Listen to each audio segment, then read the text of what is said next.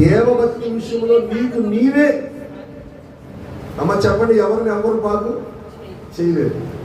నీకు నీవే నీ విశ్వాసాన్ని కాపాడుకోవాలన్నా నువ్వే, పోగొట్టుకోవాలన్నా నువ్వే. మళ్ళీ చెప్తున్నానండి, సాతానుడు కూడా నిన్ను చెడగొట్టలేడు, నువ్వు చెడగొట్టుకుంటే తప్ప. వాడు నిన్ను శోధించడం వరకే చేయగలడు. ఫర్ సపోజ్ ఏదైతే మనం చేయొద్దు అనుకున్నాం, చేయమని వాడు ప్రేరేపిస్తాడు. చేసేది చేయింది ఎవరి చేతిలో ఉంది అంటే సాతానుడు కూడా మనం చెడగొట్టలేడు. అసలు దేవుడు అసలు చెడగొట్టడు. కానీ నువ్వు చెడగొట్టుకునే శక్తి నీకే ఉంది.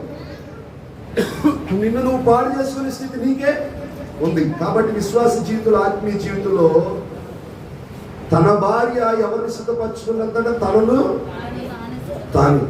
కానీ పాత నిబంధన గ్రంథం ఎస్తేరులో హేగే అనగా పరిశుద్ధాత్మ దేవుడు ఎస్తేరుని సిద్ధపరిచాడు.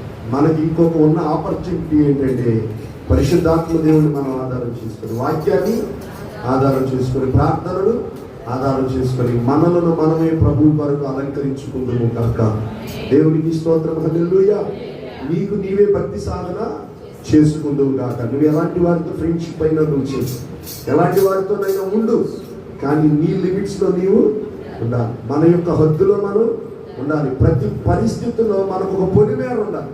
నేను ఇప్పుడు యొక్కబేదుల గురించి చెప్పినప్పుడు ఒక మాట చెప్తా. యొక్కబేదు మోషేకి హద్దులు నియమించింది. ఒక కీలు పెట్టి తీసుకుంది,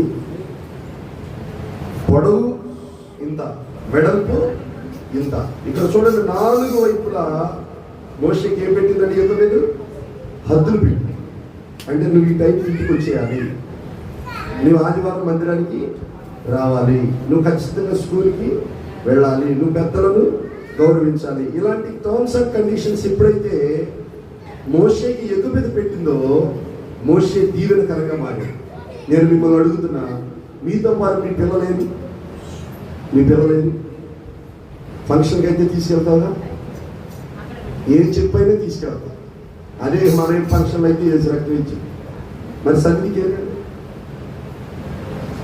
నీ పిల్లలకు హద్దు పెట్టాల్సిన బాధ్యత నీదే. పెద్దోళ్ళు అయిపోయారుగా, పెద్దోళ్ళు అయిపోతే పెద్ద హద్దులు పెట్టు, చిన్నోళ్ళకి చిన్న హద్దులు పెట్టి. ఏది ఏమైనా నీ బిడ్డలకు హద్దు పెట్టుకోవాల్సిన బాధ్యత నీదే. కాబట్టి ఆ హద్దులలో పెరిగాడు మోషే. హద్దులు లేనటువంటి ఆశీర్వాదాన్ని పొందుకోవాలి. దేవునికి మహిమ కలుగును కాదు. కాబట్టి దేవుడు అన్యాయస్తుడు